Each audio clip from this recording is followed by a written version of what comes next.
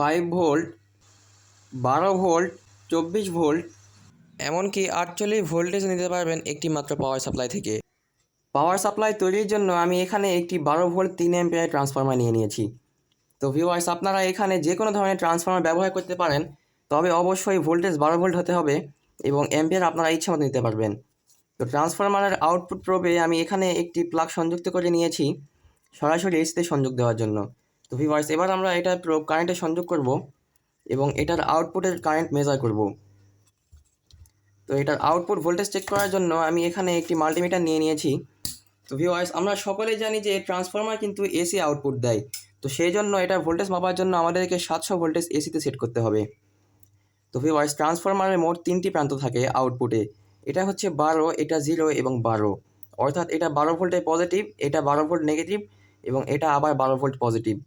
কিন্তু ভিউয়ার্স, যদি আপনারা এটা থেকে 24 ভোল্ট চান, তবে সেক্ষেত্রে এটা কিন্তু 24 ভোল্টের পজিটিভ এবং 24 ভোল্ট নেগেটিভ হিসেবে কাজ করবে। আমি আপনাদেরকে সরাসরি দেখাচ্ছি। তো ভিউয়ার্স, প্রথমে আমরা এটার 0তে সংযুক্ত করব। এরপর ভিউয়ার্স, আমরা এটার একটি 12 প্রান্তে সংযুক্ত করে নিই। আপনারা দেখতে পাচ্ছেন এখানে এসি 12 ভোল্টেজ দেখাচ্ছে। তো এবার আমরা এটার অপর প্রান্তে সংযুক্ত করে নেব। এখানেও এসি 12 ভোল্টেজ দেখাচ্ছে। তো এবার আমার যদি 24 ভোল্টের প্রয়োজন হয়, তো আমি এখানে এই 12 এবং এই 12 সংযুক্ত করব। তো ভিউয়ার্স, আপনারা দেখতে পাচ্ছেন এখানে এসি 25 ভোল্ট দেখাচ্ছে, কারণ ট্রান্সফরমার 2-1 ভোল্ট কম বেশি হতে পারে। তো ভিউয়ার্স, আজকের প্রজেক্টের জন্য আমাদের কিন্তু এই 24 ভোল্টের প্রয়োজন নেই, তাই আমরা এখানে 12 এবং 0 ব্যবহার করব। তো ভিউয়ার্স, ট্রান্সফরমারের আউটপুট এসি হওয়ায় আমরা এটাকে ডিসিতে কনভার্ট করে নিব। ট্রান্সফরমারের আউটপুট ডিসিতে কনভার্ট করার জন্য আমি এখানে 2টা ডায়োড ব্যবহার করব, 6 অ্যাম্পিয়ার ডায়োড এগুলো। তো ভিউয়ার্স, ট্রান্সফরমার নিয়ে কাজ করলে অবশ্যই মোটা দেখে ডায়োড ব্যবহার করবেন, অর্থাৎ 6 অ্যাম্পিয়ার ডায়োড ব্যবহার করবেন। 1 অ্যাম্পিয়ার চিকন ডায়োডগুলো ভুলেও ব্যবহার করবেন না, সেগুলো গলে যায়। তো ভিউয়ার্স, ট্রান্সফরমার যেহেতু এসি, তাই আমি এখানে নন পোলার 2টি 100 ভোল্টের ক্যাপাসিটর একসাথে সংযুক্ত করে নিয়েছি এবং এগুলো ব্যবহার করব। তো আপনারা এখানে পোলারাইজ বিশিষ্ট ক্যাপাসিটর ব্যবহার করতে পারেন, তবে ক্যাপাসিটরের ভোল্টেজ অবশ্যই 50 ভোল্টের উপরে হতে হবে। যদি না হয় সেক্ষেত্রে কিন্তু ক্যাপাসিটর ব্লাস্ট হয়ে যেতে পারে। তো ভিউয়ার্স, এখন এসিকে ডিসিতে কনভার্ট করার জন্য প্রথমে আমি 12 এবং ডায়োডের একটি প্রান্ত সংযুক্ত করে নিচ্ছি। তো ভিউয়ার্স, যদি ডায়োডের সাদা অংশ সংযুক্ত করে থাকেন এই নীল রঙের তার অর্থাৎ 12তে, তাহলে অপর ডায়োডের অবশ্যই সাদা অংশই সংযুক্ত করবেন। এরপর ভিউয়ার্স, এই দুটো ডায়োড আমি একসাথে তারের সাহায্যে সংযুক্ত করে নিব। তো ভিউয়ার্স, আমাদের মধ্যে অনেক ভিউয়ার্সেরই কিন্তু তাতাল নেই, তাই আজকে আমি ফুল প্রজেক্টটি তাতাল ছাড়া হাতে তার লাগিয়ে সংযুক্ত করব। তো আপনারা যদি তাতাল ব্যবহার করেন, তবে সেক্ষেত্রে কিন্তু প্রজেক্টটি অনেকদিন টেকসই হবে এবং জয়েন্টগুলো ভালোভাবে লাগবে। তো এরপর আমি নন পোলার ক্যাপাসিটরের একটি প্রান্ত এখানে সংযুক্ত করে দিচ্ছি, অর্থাৎ 0তে সংযোগ করব। এরপর এটার অপর প্রান্ত আমি এখানে ডায়োডের অপর প্রান্তে সংযুক্ত করে নিব। তো ভিউয়ার্স, ডায়োড দুটি একসাথে কানেকশন দেওয়ায় একটি প্রান্ত সংযুক্ত করলেই হবে। তো এবার আমরা এটার ভোল্টেজ চালু করব। তো ভিউয়ার্স, আমি কারেন্টের লাইন দিয়ে দিয়েছি। এবার আমরা মাল্টিমিটারের সাহায্যে এটা ডিসি ভোল্টেজ মেজার করব। এই জন্য আমি মাল্টিমিটার 20 ভোল্টে সেট করে নিয়ে এটা 0তে নেগেটিভ সংযুক্ত করব এবং একটি ডায়োডে এখানে সংযুক্ত করব এটা পজিটিভ।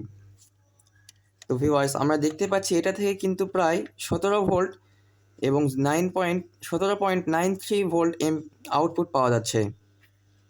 তো ভিউয়ার্স, এটা আমাদের জন্য অনেকটা যথেষ্ট। তো এবার আমরা এটার কানেকশন উল্টো করে দেখি। তো ভিউয়ার্স, এখানে নন পোলার ক্যাপাসিটর ব্যবহার করার একটি সুবিধা এই যে যদি ট্রান্সফরমার আউটপুট উল্টাপাল্টা হয়, তবে সেক্ষেত্রে নন পোলার ক্যাপাসিটর সেটা ম্যানেজ করতে পারে। পোলারাইজড ক্যাপাসিটর ব্যবহার করলে একটু সমস্যা দিতে পারে। তো ভিউয়ার্স, আমাদের ডিসিতে কনভার্ট করা কিন্তু শেষ। এবার আমরা পরবর্তী ধাপ শুরু করব। এবার আমরা ট্রান্সফরমারের আউটপুটে একটি ডিসি স্টেপ ডাউন মডিউল সংযুক্ত করব আউটপুট আরও পিওর পাওয়ার জন্য।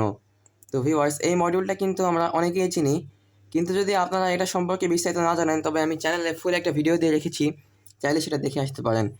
তো এই মডিউলের এখানে ইনপুট আমরা ট্রান্সফরমারের আউটপুটে সংযুক্ত করব। তো এই জন্য অবশ্যই আগে আমরা মাল্টিমিটারের সাহায্যে পোলারিটি চেক করে নিব। তো আমি মাল্টিমিটারের পজিটিভ এটা 0তে এবং মাল্টিমিটারের নেগেটিভ এটার 12তে সংযুক্ত করে দেখব। তো ভিউয়ার্স, আমরা দেখতে পাচ্ছি যে এখানে 18.00 ভোল্টেজ দেখাচ্ছে, কিন্তু কোনো নেগেটিভ নেই, অর্থাৎ এটা হচ্ছে এটা পজিটিভ এবং এটা হবে এটা নেগেটিভ। তো এবার আমরা এটার সাথে ডিসি ভোল্টেজ ডাউন মডিউলটি সংযুক্ত করে নিব। তো এটা ইনপুট নেগেটিভ আমরা দিব এখানে, যেহেতু এটা নেগেটিভ। তো ভিউয়ার্স, নেগেটিভ সংযোগ দেওয়ার পর আমরা এটার পজিটিভ লাইন এখানে সংযুক্ত করে দিব।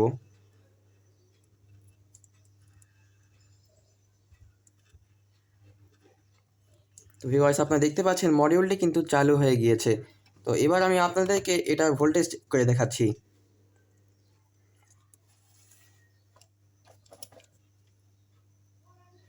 তো ভিউয়ার্স, এটার পিওর হয়ে কিন্তু আউটপুটে 16.97 ভোল্টেজ এসেছে। তো এবার আমরা দেখব এটা সর্বনিম্ন কত ভোল্টেজ পর্যন্ত আউটপুট দিতে পারে।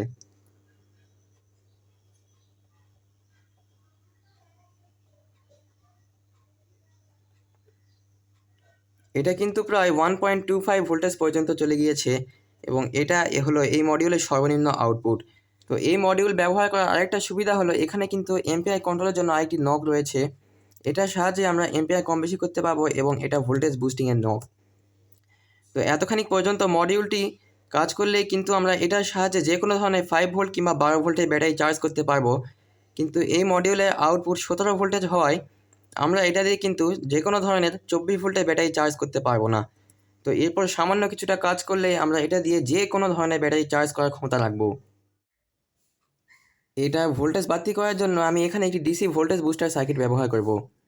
তো ভিউয়ার্স, এই সার্কিটটার ডায়োডের ক্ষমতা কম ছিল, তাই আমি সেই ডায়োডটি উঠিয়ে ফেলেছি এবং এখানে একটি মোটা ডায়োড ব্যবহার করেছি, যার কারণে এই মডিউলটির এম্পিয়ার ক্ষমতা কিন্তু এখন অনেকটা বৃদ্ধি পেয়েছে। তো এবার আমরা এটার ইনপুট এই ভোল্টেজ বুস্টার মডিউলের ইনপুটে সংযুক্ত করে নিচ্ছি।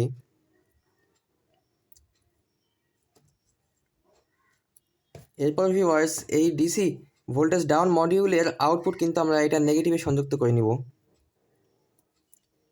ভিউয়ার্স, এবার আমরা লাইন চালু করে দেখি যে আমাদের কাজ কতটুকু হয়েছে। তো এবার ভোল্টেজ মেজারের জন্য আমরা এখানে মাল্টিমিটারের প্রোবগুলি এই মডিউলের আউটপুট লাইনে লাগিয়ে দেখব।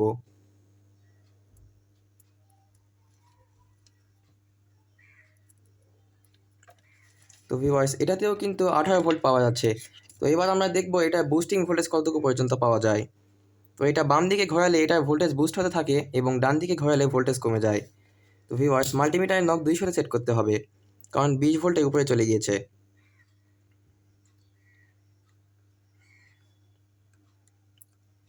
এই মডিউলটা ছোট হলেও কিন্তু প্রায় 40 ভোল্ট পার করে ফেলেছে।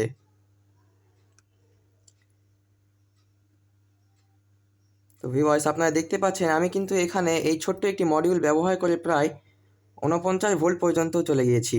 এবার আমরা আমাদের তৈরি করা ভোল্টেজ সার্কিট ব্যবহার করা শিখব। তো এর জন্য ধরে নিন এখানে আপনি প্রথমে আপনার 5 ভোল্টের প্রয়োজন পড়েছে, কিন্তু আমাদের ট্রান্সফরমার তো 12 ভোল্টের, এবং আমরা কোনোভাবে এখান থেকে 12 ভোল্ট নিতে পারবো না। তখন কাজে আসবে এই বাক কনভার্টার মডিউল। তখন আপনি সিম্পলি এই ভোল্টেজ বুস্টার থেকে এই দুইটি কেবল খুলে নেবেন।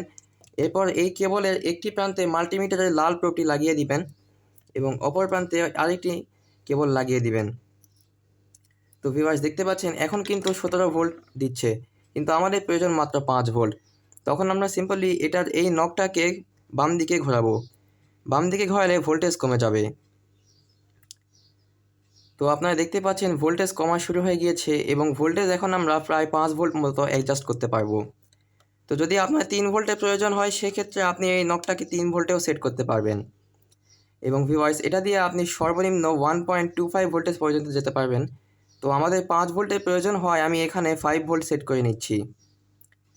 তো এবার আমরা এটার সাহায্যে একটি 5 ভোল্টের মোটর চালিয়ে দেখব।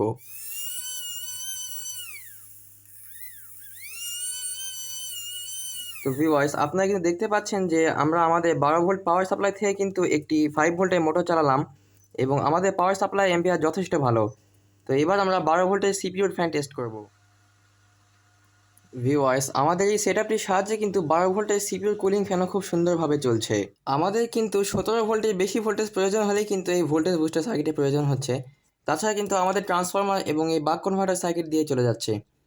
তো ভিউয়ার্স, এটা প্রায় আধা ঘন্টা চালানোর পর আমি যে সমস্যা ফেস করলাম, যে ট্রান্সফরমার অতিরিক্ত গরম হয়ে যাচ্ছে। তো এজন্য আমরা এখানে একটি সিপিইউর কুলিং ফ্যান ফিট করব, যেন ট্রান্সফরমারটিকে ঠান্ডা রাখা যায়। আমি ট্রান্সফরমারের উপরে একটি কুলিং ফ্যান বসিয়ে নিয়েছি। তো এই কুলিং ফ্যানের কানেকশন সিম্পলি আমরা এই বাক কনভার্টার মডিউলের এখানে করব। তো এই জন্য বাক কনভার্টার মডিউলের স্ক্রুগুলো একটুখানি লুজ করে নেবেন ভিউয়ার্স। এরপরে এই সিপিইউর কুলিং ফ্যানের নেগেটিভ যাবে এই মডিউলের নেগেটিভের এখানে।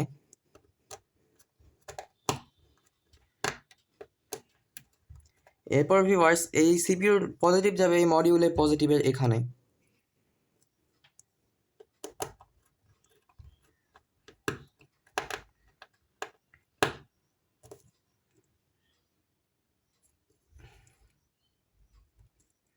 তো এবার আমরা আমাদের ফ্যানটি টেস্টিং করে দেখব।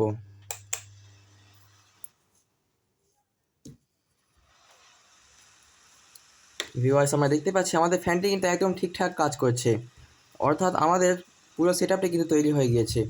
তো আপনারা চাইলে এই ফুল সেটআপের জন্য একটি বক্স তৈরি করতে পারেন। তো আজকের ভিডিও অতিরিক্ত লম্বা হয়ে যাওয়ায় কিন্তু আমি বক্সটি তৈরি করলাম না। তো ভিউয়ার্স এগুলোর জয়েন্টগুলো আপনারা সবসময় তাতালের সাহায্যে দিবেন, তা না হলে আপনারা দেখতেই পাচ্ছেন জয়েন্ট বারবার খুলে যাচ্ছে এবং বিরক্তির সম্মুখীন হতে হচ্ছে। তো এই পাওয়ার সাপ্লাই দিয়ে আপনারা কিন্তু 12 ভোল্ট 3 এম্পিয়ারের যে কোনো অ্যাপ্লায়েন্স ব্যবহার করতে পারবেন। প্লাস আপনারা চাইলে 24 ভোল্টের ব্যাটারি চার্জ করতে পারবেন কিংবা 48 ভোল্টের ব্যাটারিও চার্জ করতে পারবেন। কিন্তু যদি আপনারা 17 ভোল্টের উপরে চান তবে সেক্ষেত্রে এই বুস্টার কনভার্টার সার্কিটটি ব্যবহার করবেন। তো ভিউয়ার্স ভিডিওটি আজকে এতটুকুই। যে কোনো প্রকার সমস্যা আমাকে কমেন্ট করতে পারেন। ফি আমানিল্লাহ।